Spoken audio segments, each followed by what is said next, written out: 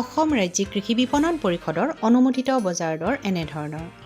খাৰুপেটীয়া বজাৰত পিঁয়াজ প্ৰতি কুইণ্টলত ন্যূনতম মূল্য ২৫০০ টকা, অধিকতম মূল্য ২৭০০ টকা। কেঁচা মটৰ ১৫,০০০ টকা, ১৬,০০০ টকা। ৰঙালাও ২,০০০ টকা, ২,২০০ টকা। ফুলকবি ৪,০০০ টকা, ৪,৫০০ টকা। বৰপেটা ৰোড বজাৰত বিলাহী প্ৰতি কুইণ্টলত ন্যূনতম মূল্য ২,৭০০ টকা, অধিকতম মূল্য ৩,০০০ টকা। জলকীয়া ৪,০০০ টকা, ৫,০০০ টকা। কেপচিকাম ২,৫০০ টকা, ২,৬০০ টকা। ফুলকবি ২,৮০০ টকা, ৩,০০০ টকা। পামহি বজাৰত বন্ধাকবি প্ৰতি কুইণ্টলত ন্যূনতম মূল্য ২,০০০ টকা, অধিকতম মূল্য ২,২০০ টকা। কেপচিকাম ২,২০০ টকা, ২,৪০০ টকা। আদা ৫,০০০ টকা, ৫,৪০০ টকা। জলকীয়া ৬,০০০ টকা, ৬,৫০০ টকা। মৰিগাঁও বজাৰত পিঁয়াজ প্ৰতি কুইণ্টলত ন্যূনতম মূল্য ২,৯০০ টকা, অধিকতম মূল্য ৩,০০০ টকা। বিলাহী ৪,৭০০ টকা, ৫,০০০ টকা। জলকীয়া ৪,০০০ টকা, ৪,৫০০ টকা। গাজৰ ৪,০০০ টকা, ৪,৩০০ টকা।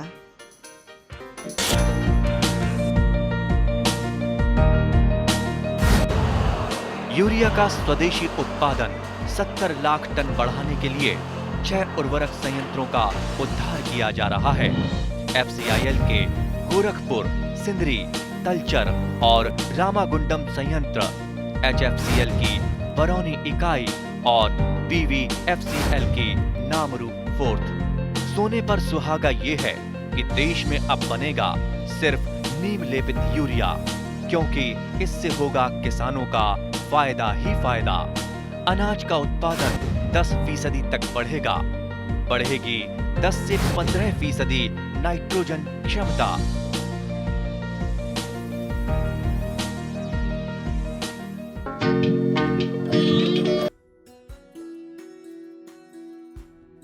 বিগত কেইটামান বছৰৰ পৰা অসমত ঔদ্যোগিক বিকাশৰ এক সুস্থ বাতাবৰণ সৃষ্টি হোৱা পৰিলক্ষিত হৈছে।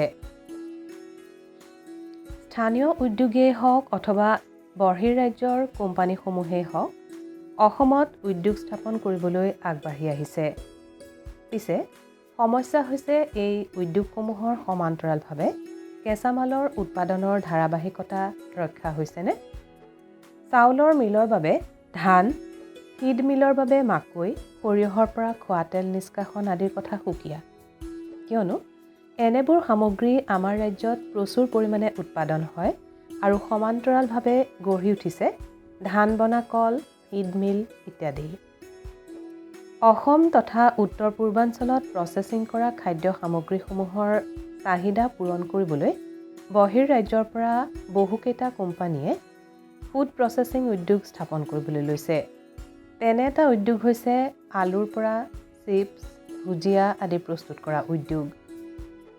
ITC, পেপচিকো, কিছলে আদিৰ দৰে খাদ্য সংস্কৰণ উদ্যোগসমূহে স্থাপন কৰা উদ্যোগসমূহৰ বাবে আৱশ্যকীয় কেঁচামালেই হওক বা মছলা উদ্যোগসমূহৰ বাবে আৱশ্যকীয় আদা, হালধি, জলকীয়া, ধনিয়া, জিৰাই হওক পৰ্যাপ্ত পৰিমাণত গুণগত কেঁচামালৰ উৎপাদন অবিহনে এনেবোৰ উদ্যোগৰ চাহিদা বাহিৰৰ পৰা পূৰণ কৰিবলৈ বাধ্য হয়।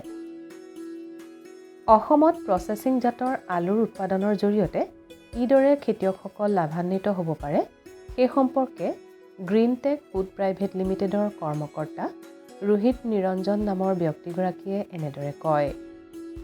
Actually Green Tech Foods India Limited ही एक हमारी कंपनी है जो हल्दीराम और ITC कंपनी के लिए एज ए जॉब वर्क काम करती है, एज ए थर्ड पार्टी काम करती है। ITC का हम पोटैटो चिप्स का प्रोडक्शन करते हैं, हल्दीराम के लिए भी पोटैटो चिप्स का प्रोडक्शन करते हैं। हल्दीराम के आलू भुजिया और पंजाबी तड़का, इनका भी हम प्रोडक्शन करते हैं। तो हमारे पास चिप्स का एक सेपरेट प्लांट है और एक नमकीन और पंजाबी तड़का का हल्दीराम के लिए एक अलग सेपरेट प्लांट है। तो हम एक कैंपस में 2 ऑपरेशंस करते हैं, 2 हमारे प्रोडक्शन जोन है। एक है हमारा फॉर पोटैटो चिप्स के लिए और एक है हमारा नमकीन और पंजाबी तड़के के लिए।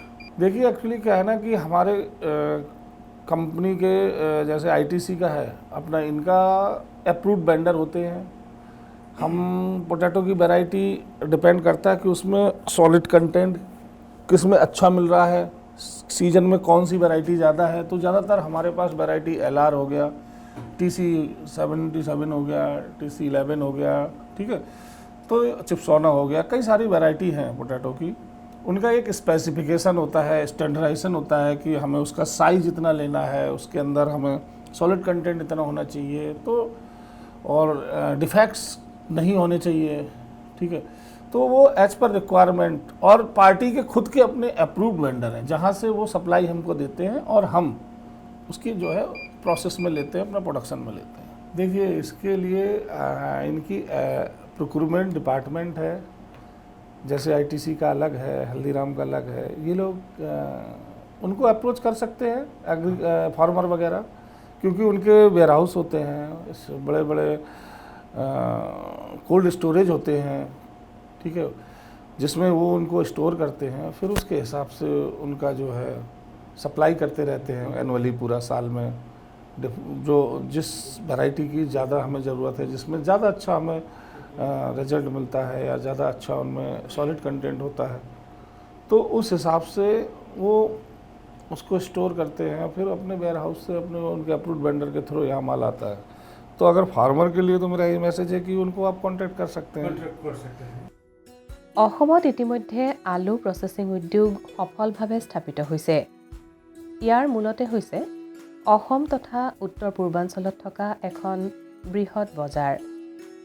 পেপচিকো, কিছলে, আইটিচি আদিৰ দ্বাৰা স্থাপিত খাদ্য সংস্কৰণ উদ্যোগসমূহৰ বাবে আৱশ্যকীয় কেঁচামাল অসমত যে সফলভাৱে উৎপাদন হয়, সেই কথা ইতিমধ্যে প্ৰমাণিত হৈছে।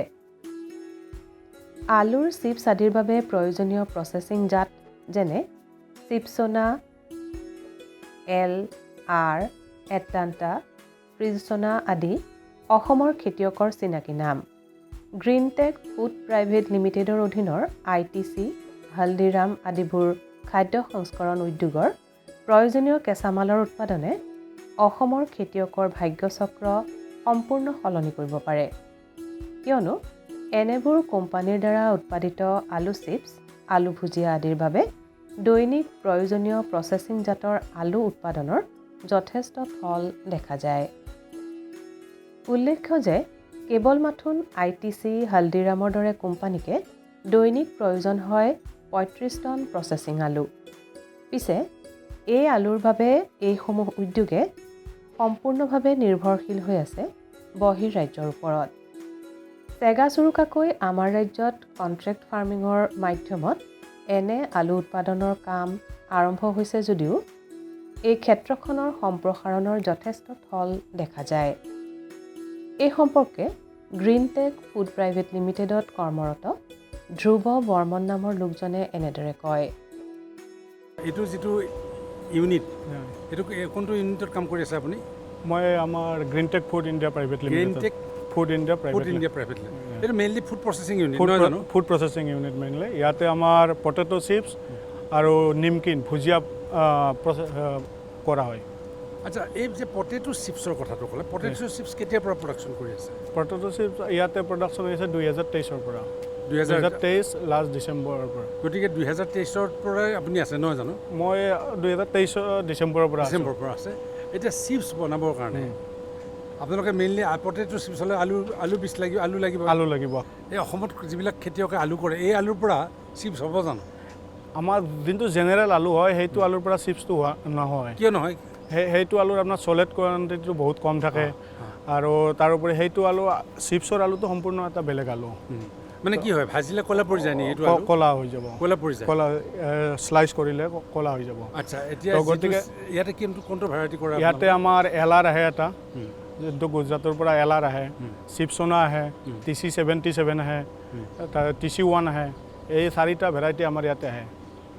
এই আপোনালোকক মোটামুটিভাৱে কিমান আলু লাগে? আমাৰ পাৰ ডে আপুনি 30ৰ পৰা 35 মেট্ৰিক টন ধৰক আপুনি পাৰ ডে। 300 কুইণ্টল আলু পাৰ মান্থ। পাৰ ডে নে per month? Per month. Per month, okay. গতিকে যদি আপোনাক 30 টন লাগে, 30 টন আলুটোতো বাহিৰৰ পৰা আহে নহয় জানো? বাহিৰৰ পৰাই আহে। অসমত নহয় নেকি বাৰু? অসমৰ আমাৰ ষ্টাৰ্টিঙত অলপ আহি যায়, ধৰি লওক আপোনাৰ ফেব্ৰুৱাৰী মাৰ্চ মানৰ পৰা অলপ আহে অসমৰ পৰা, বাকী আপোনাৰ গোটেইখিনি বাহিৰৰ পৰাই আহে। মানে আলুটো কোনে আনে ইয়ালৈ? ইয়াতে আমাৰ ছাপ্লাই আছে, ITC নিজৰ ব্ৰেণ্ডৰ আছে, হালদিৰামৰ নিজৰ ব্ৰেণ্ডৰ আছে, হালদিৰাম ITC ইহঁতক এগ্ৰিমেণ্ট কৰি থৈ দিছে, ইহঁতে দি দিয়ে ইয়াতে। মানে খেতিয়কে যিবিলাক প্ৰডাকশ্যন কৰে য'তে নকৰক, অসমতে কৰক বা মধ্যপ্ৰদেশতে কৰক বা উত্তৰ প্ৰদেশতে কৰক, য'তে নকৰক তাৰ পৰা আলুটো ইয়াতে আহে। আপোনালোকে ইয়াতে ষ্ট'ৰ কৰে? আমি ষ্ট'ৰ নকৰোঁ, ইহঁতৰ ষ্ট'ৰেজ এৰিয়া বেলেগ। আমাৰ ইয়াতে আমাৰো ষ্ট'ৰেজ এৰিয়া আছে, 100 মেট্ৰিক টনৰ আছে, কাৰণ আমাৰ কণ্টিনিউ লাইন ৰানিঙৰ কাৰণে আমাক ষ্ট'ৰেজ লাগিব। 100 মেট্ৰিক টনৰ কাৰণে আমাৰো ষ্ট'ৰেজ এৰিয়া আছে। ডেইলি কিমান লাগে আপোনালোকৰ? Daily 35 metric ton. ডেইলি? আচ্ছা, ডেইলি 35 মেট্ৰিক টন হ'লে আপোনালোকক যথেষ্ট আলু লাগে। যথেষ্ট। এতিয়া আলুটো আপোনালোকে যেতিয়া আহিলে তাৰ পৰা আপোনালোকে ইণ্ডাষ্ট্ৰীলৈ লৈ গ'ল, তাৰ পৰা একদম চিপছ হৈ ওলাই আহে নেকি? নাই, ইয়াতে এটা আছে, আলুটো আহিলেই যে আমি চলাম সেইটো নহয়। আলুটোৰ আমি প্ৰথমে কোৱালিটি চোৱা যাব, আমাৰ লেবৰেটৰী আছে, তাতে টেষ্টিং চোৱা যাব। যেনেকৈ ITC স্পেক্স দিছে, সেই স্পেক্সৰ ভিতৰত থাকিব লাগিব। যদি সেই স্পেক্সৰ ওপৰত যায় তেতিয়াহ'লে আলু গাড়ী ৰিজেক্ট হৈ যাব। কি চাই আপোনালোকে? আমাৰ ইয়াতে চোৱা যায়, ফাৰ্ষ্ট TPD চোৱা যায়, ছেকেণ্ড আপোনাৰ ফিজিকেল ডিফেক্ট চোৱা যায়। ফিজিকেল ডিফেক্ট যেনেকৈ ধৰি লওক ৰটেন আছে নে নাই, গ্ৰীনিং আছে কি নাই, ছেকেণ্ডাৰী গ্ৰথ আছে কি নাই, এইবিলাক গোটেইখিনি ফিজিকেল এটা স্পেক্স থাকে। সেই স্পেক্সত যদি ভিতৰত থাকে তেতিয়া গাড়ীটো একচেপ্ট হ'ব, আৰু তাৰপিছতহে এইটো আপোনাৰ আনলোড হৈ প্ৰচেছিঙত তাতে যাব। আনলোড হোৱাৰ পিছত আপোনাৰ প্ৰচেছিঙত যাব? প্ৰচেছিঙত যেতিয়া আলু যাব তাৰ পৰা চিপছ হৈ ওলাই আহিব? তাতেও বহুত আপোনাৰ হেৰি আছে, ষ্টেপ থাকিব, এইটো আপুনি প্ৰচেছিঙৰ ষ্টেপ থাকিব, তাৰপিছত চিপছ হৈ ওলাই আহিব। চিপছ যেতিয়া হৈ ওলাব তাৰপিছত পেকেজিংটো ইয়াতে হয় নেকি? পেকেজিং ইয়াতে হয়। তাৰপিছত মাৰ্কেটিং সেইটো ITC মানে ইয়াতে পেকেজিং হৈ আপোনালোকে উলিয়াই দিয়ে? আমি উলিয়াই দিওঁ। সেইটো ITC বা হালদিৰামে লৈ যাব, তেওঁলোকৰ ব্ৰেণ্ডত তেওঁলোকে মাৰ্কেটিং। গতিকে আপোনালোকৰ মেইনলি এইটো এটা মেনুফেকচাৰিং এৰিয়া। এতিয়া আপুনিতো লোকেল, আপোনাৰ ঘৰ ক'ত? মোৰ ঘৰ ইয়াত নলবাৰীতে। ইয়াতে এতিয়া আপোনাৰ ওচৰ পাজৰে যিমানবিলাক খেতিয়ক আছে, কেতিয়াবা আপোনালোকে এনেকুৱা কথা পাতেনে? না, পাতোঁ। আপোনালোকে নিজে খেতি কৰক, মই নিজৰ আপোনালোকৰ আলু আমাৰ তাত বেচক বা আমাৰ হালদিৰামৰ বা আপোনাৰ ITC ভেণ্ডৰ তাত বেচক, এনেকুৱা কথা কেতিয়াবা পাতোঁ। মই নিজৰ গাঁৱতে কওঁ এইবিলাক, বোলে ইমান মাটি আছে, যদি আমি এই আলুটো কৰিব পাৰোঁ কিমান নাই। এতিয়া ধান কাটিব, ধান কটাৰ পিছত পথাৰ 6 মাহ পৰি থাকিব, গতিকে তাত যদি এনেকুৱা ধৰণৰ ইমান ধুনীয়াকৈ ইউটিলাইজ কৰিব পাৰে, নহয় জানো? এইটো অসম গভৰ্ণমেণ্টেও ইয়াৰ কাৰণে বহুত পদক্ষেপ ল'ব লাগে। নাই, নিশ্চয় ল'ব লাগে। আৰু কি আছে মানে এই গোটেই কেম্পাছটোত এনেকুৱা আৰু কেনেকুৱা ইউনিট দেখা পাইছেনে আপুনি? ইয়াতে এটা আছে আপোনাৰ জুচৰ ইউনিট আছে। জুচ ইউনিট মানে ফলৰ ৰস, আপোনাৰ যেনে ঠাণ্ডা ক'ল্ড ড্ৰিংক বনায় তেনেকুৱা। আগত আৰু এটা আপোনাৰ চিপছৰে ইউনিট আছে, পটেটো চিপছৰ। এইটো কোন কোম্পানী? এইটো ফজো বুলি কয়। পটেটো চিপছ বনায়, ফ্ৰাইংছ বনায়, এনেকুৱা আগত এটা আছে। আৰু ৰাইচৰো আছে নেকি? ৰাইচ বিন এটা আছে, যিটো আমাৰ চাউল বনোৱা যায়, ইয়াৰ পিছফালে আছে চাউল। উদ্যোগ খণ্ডৰ বিকাশৰ লগে লগে ৰাজ্যখনত স্থাপন হ'বলৈ লৈছে এনেবোৰ উদ্যোগো। এইটো হৈছে ফলৰ পাল্পৰ ওপৰত নিৰ্ভৰ কৰি গঢ়ি উঠা মানিয়া ব্ৰেণ্ডৰ জুচ ফেক্টৰী।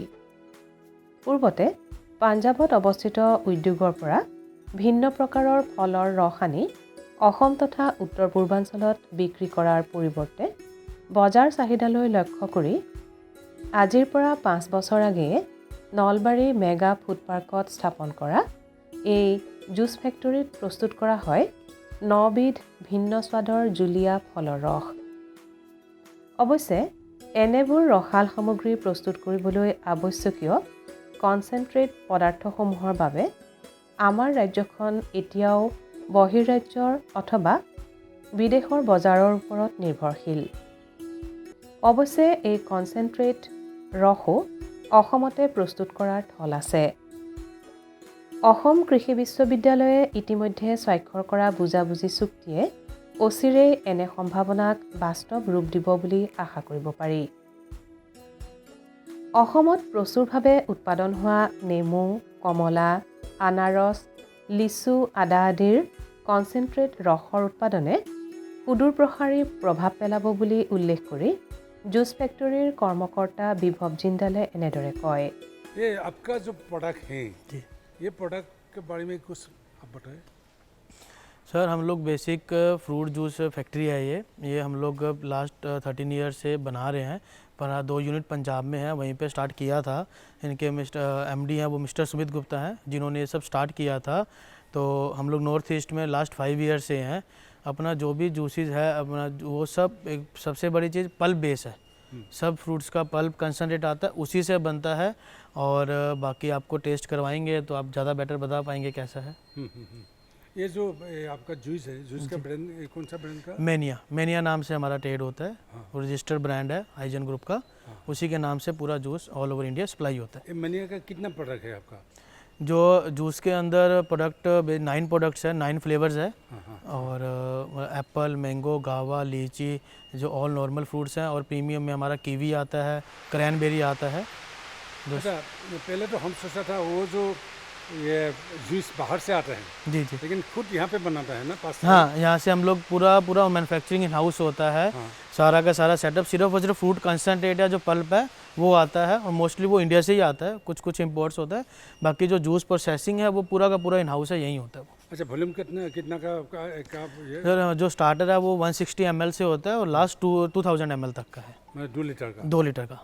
अच्छा, वो मार्केटिंग के बारे में बताइए। वो क्या पहले तो पंजाब से नॉर्थ ईस्टर्न में मार्केट था जी, अभी आपका यहाँ पे खुद प्रोडक्शन होता है? खुद प्रोडक्शन हुआ है। पहले हम लोग वहाँ से पंजाब से भेज के ट्रेडिंग करते थे बेसिक नॉर्थ ईस्ट में।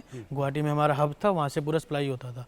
फिर एज ऑन जैसे मार्केट ग्रो हुआ हम लोगों ने यहाँ भी सेटअप किया, और यहीं से पूरा नॉर्थ ईस्ट हम लोग सप्लाई करते हैं। यहीं प्रोडक्शन होता है, यहीं से सप्लाई होता है सारा।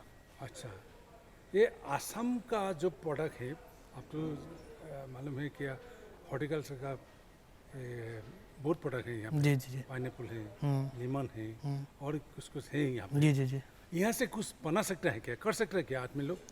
करने को कर सकता है। यहाँ का जो लेमन है वो अच्छा है लेमन के लिए, बट वही है कि यहाँ पे आपको प्रोसेसिंग इंडस्ट्रीज नहीं है नॉर्थ ईस्ट में अवेलेबल कंसनट्रेट बनाने के लिए। जो फ्रूट्स है जो उसका कंसनट्रेट बनता है वो इंडस्ट्रीज अवेलेबल नहीं है, पूरा नॉर्थ ईस्ट में ही है। अच्छा, तो वो इसलिए वो साउथ या उत्तराखंड साइड में है तो वहीं से इंपोर्ट होता है। अगर वो इंडस्ट्री गवर्नमेंट अगर आप लोग एक्सपोर्ट करते हैं वो लगती हैं तो फिर हो सकता है, अच्छा हो सकता है। लेमन का हो सकता है, लेमन का हो सकता है, पाइनएप्पल का हो सकता है आपका, और संतरा भी आता है उसका हो सकता है, और जिंजर आता है अरुणाचल से उसका भी हो सकता है। जो भी यहाँ पे एग्रीकल्चर होता है वो सब कन्वर्जन है, सब हो सकता है। मतलब आपके लिए वो जो कंसंट्रेट जूस का वो ये सोर्स का जरूरत है, हमें हमारे लिए तो अच्छा ही है वो चीज़ होने से। हमें तो मतलब जो बाहर से मंगवाने का ट्रांसपोर्ट कॉस्ट लगता है वो लगता है सब बचेगा, और लोकल चीज़ रहेगा तो और अच्छा ही है। अच्छा, आप तो यहाँ पे वो जो इंडस्ट्री सेटअप किया, हाँ, ये सेटअप करने के बाद तो खुश है ना आप? बिल्कुल, बहुत खुश हैं। यहाँ का जो एटमॉस्फेयर है, जो मतलब लोगों का प्यार है वो बहुत अच्छा है, बहुत अच्छे से मिल रहा है। हम लोग we are happily doing work here. अच्छा, यहाँ पे जो सेटअप किया, ये जो लोकल ये जो लोग है ना, ये कितना है आपका एम्प्लॉय? बेसिक एज पर रिक्वायरमेंट ही रहता है, बाकी जो भी फैक्ट्री के अंदर स्टाफ 90% तो अपना लोकल ही है सर। अच्छा, फ्रॉम असम। ये असम मतलब आसपास का लोगों ने ज़्यादातर आसपास का लोग हैं। हाँ, अनस्किल्ड जो है वो तो मोस्टली सब 20-25 किलोमीटर के रेडियस में ही आता है। बढ़िया, वो भी ये जो इनकम जनरेशन हो, बिल्कुल वही मेन पर्पज़ है कि जो भी आसपास के लोग हैं उनको एम्प्लॉयमेंट दिया जाए। गवर्नमेंट का इनिशिएटिव भी यही है। गवर्नमेंट हम लोग को अप्रोच भी इसीलिए करता है इंडस्ट्रीज़ को कि जो आसपास के एम्प्लॉयमेंट है लोग हैं उनको एम्प्लॉयमेंट मिले, और हमारा कोशिश भी वही रहता है जितना मैक्स टू मैक्स हम लोग लोकल लोगों को एम्प्लॉयमेंट दे सके वही देंगे। শিক্ষিত যুৱক যুৱতীসকলে খেতি পথাৰত ৰ'দে বৰষুণে কাম কৰাৰ পৰিৱৰ্তে বন্ধ কোঠাৰ ভিতৰত ফেক্টৰীত কাম কৰিবলৈহে বেছি আগ্ৰহী। আনহাতে যিবোৰ ৰাজ্যত ঔদ্যোগিক বিকাশৰ হাৰ বৃদ্ধি হৈছে তেনেবোৰ ৰাজ্যত নিবনুৱা যুৱক যুৱতীৰ সংখ্যাও কম। উদাহৰণস্বৰূপে নলবাৰীত স্থাপন হোৱা এই উদ্যোগটোতে নিয়োজিত হৈ আছে বহু সংখ্যক যুৱক যুৱতী। কোনো এখন ৰাজ্যত স্থাপন হোৱা উদ্যোগসমূহৰ প্ৰাৰম্ভিক উদ্দেশ্য যিহেতু নিবনুৱা যুৱক যুৱতীৰ কৰ্মসংস্থাপনৰ সুবিধা সৃষ্টি কৰা, সেয়েহে অসমত ঔদ্যোগিক বিকাশৰ ধাৰা অক্ষুণ্ণ ৰাখিবলৈ চেষ্টা অব্যাহত ৰখা হৈছে। জুচ ফেক্টৰীত কৰ্মৰত কেইগৰাকীমান যুৱক যুৱতীৰ মতামত আছিল এনেধৰণৰ। আপুনি কিমান বছৰ হ'ল ইয়াতে কাম কৰি থাকিব? सर मेरा 5 साल हो गया जब से प्लान শুরু शुरू हुआ तब से मैं हूँ सर। আচ্ছা, ইয়াতে কাম কৰি কেনেকুৱা লাগিছে? सर अच्छा ही लगा, हमारा आसाम में लगा पड़ा। मैं भी करीमगंज डिस्ट्रिक्ट आसाम का ही हूँ। हाँ। तो 5 साल से जब से प्लान शुरू हुआ तब से मैं हूँ यहाँ पे, तो मुझे तो 100% अच्छा ही लगा। মানে আপোনাৰ এই যিটো ইণ্ডাষ্ট্ৰি হৈছে, हाँ सर। ইণ্ডাষ্ট্ৰিটো হোৱাৰ পিছত আপোনালোকে ইয়াতে কাম কৰাৰ সুবিধাটো পোৱাৰ কাৰণে ভাল লাগিছে ন? हाँ सर। আপোনাৰ নাম কি? মোৰ নাম সৌৰভ কলিতা। ঘৰ ক'ত আপোনাৰ? মোৰ ঘৰ ইয়াতে হাৰিভাঙা মানে টিহুতে? টিহুতে। কিমান দিন হ'ল ইয়াতে কাম কৰিব? ইয়াত মই 3 বছৰ কিমান পঢ়া শুনা কিমান কৰিছে? মই BCA কৰিছোঁ। BCA? BCA কৰিছোঁ। তাৰপিছত এতিয়া কেনেকুৱা কাম কৰা ইয়াতে? ইয়াত ভাল লাগিছে, বহুত ভাল লাগিছে। মানে কি ঘৰতে থাকি কাম কৰিব পাৰিছা? অঁ, কেতিয়াবা ৰাতিপুৱা আৰু গধূলি গুচি যাওঁ। ঠিক। তোমাৰ নামটো কি? মোৰ নাম কাকলি বৰ্মন। কাকলি বৰ্মন। তোমাৰ ঘৰ ক'ত? মোৰ আখৰা। মানে টিহুতে আৰু? আখৰা। কিমান পঢ়া শুনা কিমান কৰিছে? মোৰ ডিগ্ৰী কমপ্লিট হৈছে, এইবাৰ MA কৰি আছোঁ এতিয়া। MA কৰি আছা? তাৰ মানে KK ৰ পৰা কৰি আছোঁ। বুজিছোঁ, মানে অপেন ইউনিভাৰ্চিটিৰ পৰা। আৰু ইয়াতে কাম কৰিব কিমান বছৰ হ'ল? মোৰ 2 মাহ হ'ল। 2 মাহ? 2 মাহ মানে ইয়াতে কামটো কৰি কেনেকুৱা লাগিছে? ভাল লাগিছে। কেনেকুৱা কাম কৰে ইয়াতে? মই অফিচত আছোঁ, অফিচ ষ্টাফত। অফিচৰ কাম। তোমাৰ নামটো কি? মোৰ নাম ৰুমি কলিতা। ক'ত ঘৰ? টিহুতে ঘৰ মোৰ। টিহুত। ইয়াতে কাম কৰিব কিমান দিন হ'ল? মোৰ জাষ্ট নতুনকৈ জইন কৰিছোঁ মই। 1 মাহমান হ'ল আৰু। ইয়াতে কিমান আছে ছোৱালী কিমান আছে? ছোৱালীটো আমি অফিচ ষ্টাফত 2জনী আছোঁ বৰ্তমান, বাকী ল'ৰা আছে। ল'ৰা আছে। মানে ইয়াতে ইণ্ডাষ্ট্ৰিটো যে হৈছে, এইটো ইণ্ডাষ্ট্ৰিটো হোৱাৰ কাৰণে তোমালোকৰ ভাল লাগিছেনে? হয়, ভালেই হৈছে। আমাৰ পাব্লিকখিনি কমচে কম ইয়াতে কামত অহা যোৱা কৰিব পাৰে। মানে ঘৰতে থাকি কাম কৰিব পাৰিছা? ঘৰৰ পৰা অহা যোৱা। আৰু এইটো জুইচ খাই পাইছা নে তোমালোকে? খাওঁ, মাজে মাজে খাওঁ, মন গ'লে। মন গ'লে খোৱা? হয়। আচ্ছা, আৰু বাকী মানে কেইটাৰ পৰা কেইটালৈ হয় কাম? আমাৰ 9:30 to 6। 9:30 to 6। किसान भाइयों गांठ बांध लो, गांठ बांध लो, बात बहुत है काम की, समृद्धि के पैगाम की। मिट्टी के मिजाज को समझो, मिट्टी के हर राज को समझो, मिट्टी की तुम जांच कराओ, मुफ्त सॉइल हेल्थ कार्ड ले जाओ। कभी मुनासिब बीज लगाओ, सही किस्म की खाद ले आओ, जितनी जरूरी उतनी डालो, सही मात्रा खुद पहचानो, इसको अपना मंत्र बना लो, मिट्टी की सेहत तो जानो। बात बहुत है काम की, कम लागत अधिक वरदान की, किसान भाइयों गांठ बांध लो। आज ही मिट्टी की जांच कराएं, राज्य सरकार के कृषि अधिकारी से संपर्क करें और मुफ्त में सॉइल हेल्थ कार्ड पाएं। कृषि और किसान कल्याण मंत्रालय द्वारा किसान हित में